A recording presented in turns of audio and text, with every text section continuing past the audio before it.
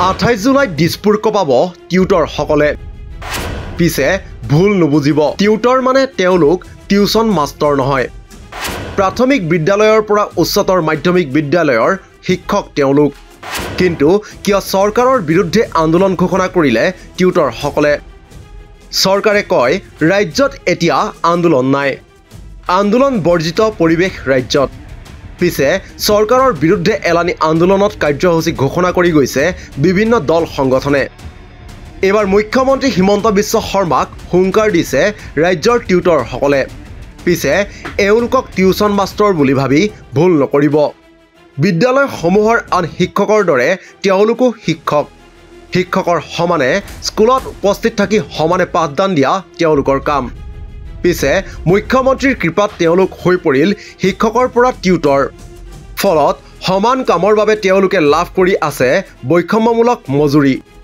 বৃহস্পতিবাৰে গুৱাহাটীত এক সংবাদমেল আয়োজন কৰি তেওঁলোকক শিক্ষকৰ মৰ্যাদা ঘূৰাই দিয়াৰ দাবী জনাই চৰকাৰক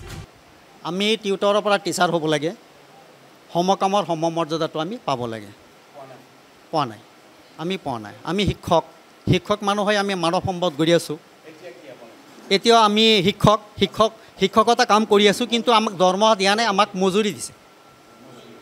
দিছে আমাক মাননি দিছে 10,000 12,000 14,000 টকা দৰমহা দিছে শিক্ষকৰ মৰ্যাদা দিয়া নাই আমাৰ চৰকাৰৰ দৃষ্টিত আমি আকৰ্ষণ কৰিব খুজিছোঁ চৰকাৰে আমাক শিক্ষক হিচাপে ঘোষণা কৰক আমাক টিচাৰ বুলি কওক সমকামৰ সমমৰ্যাদাটো দিয়ক চৰকাৰৰ সুবিধা আমাক দিয়ক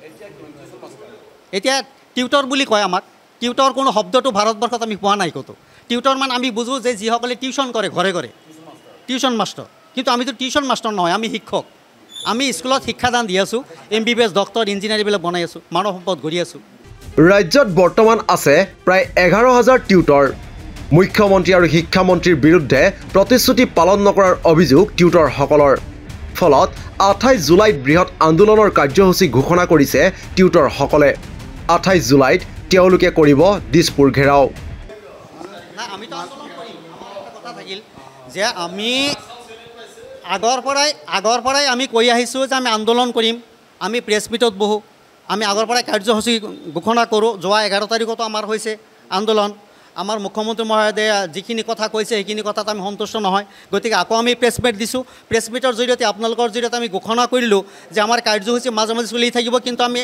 এটা কাৰ্যসূচী আমি 28 তাৰিখত ঘোষণা কৰিছোঁ আজি আপোনালোকৰ জৰিয়তে 28 তাৰিখত আমি বৃহৎ এটা আন্দোলন আমি কৰি তুলিম সেই আন্দোলনটো হ'ব দিছপুৰ চলা কাৰ্যসূচী দিছপুৰ ঘেৰাও আমি চাৰিওফালৰ পৰা দিছপুৰ ঘেৰাও কৰিম মাননীয় মুখ্যমন্ত্ৰী মহোদয়ক আমি খুজিম মাননীয় মুখ্যমন্ত্ৰী মহোদয় আহি আমাৰ লগত কথা ক'ব লাগিব নিউজ ডেস্ক ৰিপৰ্ট দি ক্ৰছ কাৰেণ্ট